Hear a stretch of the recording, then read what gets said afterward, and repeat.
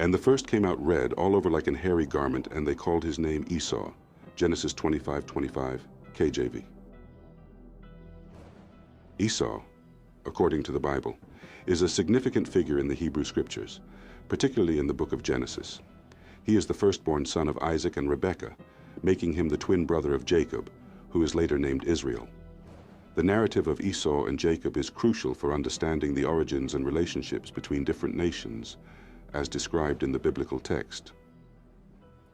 Genesis 25:25 introduces Esau at the moment of his birth.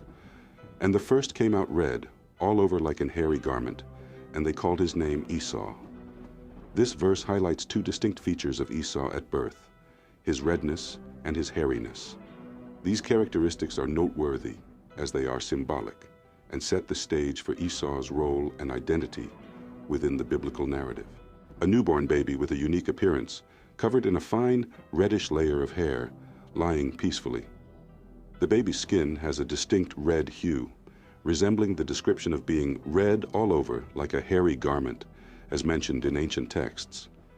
This serene scene captures the baby's natural and remarkable characteristics, emphasizing the unusual but soft hairiness and the reddish tone of the skin. The setting is simple and timeless, focusing on the baby's distinctive features, while avoiding modern or specific cultural elements. And the first came out red all over like a hairy garment, and they called his name Esau. This verse highlights several key aspects of Esau's identity and destiny. Genesis 25:25 describes Esau's appearance at birth as red, all over like a hairy garment. This description is unique and has been the subject of various interpretations over time. Strong's H132, Admoni. The redness referred to in this passage is not directly explained in terms of modern genetics or dermatology, but it is generally understood as a distinctive physical trait that set Esau apart from his brother Jacob from the moment of their birth. In the biblical context, particularly in Genesis 25:25, the description of Esau as red has intrigued scholars and readers for centuries. The term red in this passage does not directly correspond to a common skin color category in the modern sense, but rather describes a distinctive appearance at birth. The Hebrew word used can suggest a reddish hue, which might be attributed to the coloration of the skin that appears more flushed or reddish for various reasons. In newborns, this can be due to the visibility of blood vessels under the skin, a temporary condition reflecting the transition from the womb to the external environment.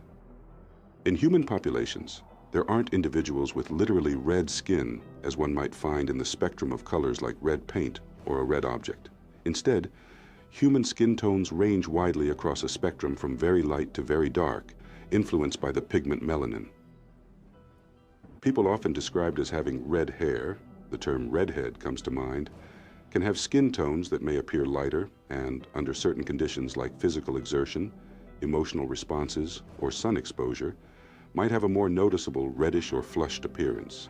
This is due to the blood vessels beneath the skin's surface and how they react to such conditions, not because the skin itself is red.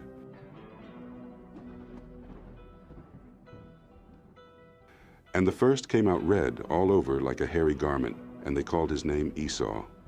This verse highlights several key aspects of Esau's identity and destiny. The name Esau is traditionally understood to be derived from the Hebrew word that means hairy or rough, directly relating to his described appearance. Strong's H6215, ESAU. This naming at birth signifies the importance of first impressions and physical characteristics in the biblical narrative, often used to foreshadow or symbolize deeper character traits or destinies. Strong's H8181, Sayar. The biblical mention of Esau being red and hairy is symbolic and serves to set him apart from his brother Jacob, establishing a narrative of contrast from birth that carries through their lives and the destinies of their descendants. I have been studying the Bible in this particular chapter for many years. Throughout this period, I've observed that various sects within the Israelite community hold differing interpretations of the text.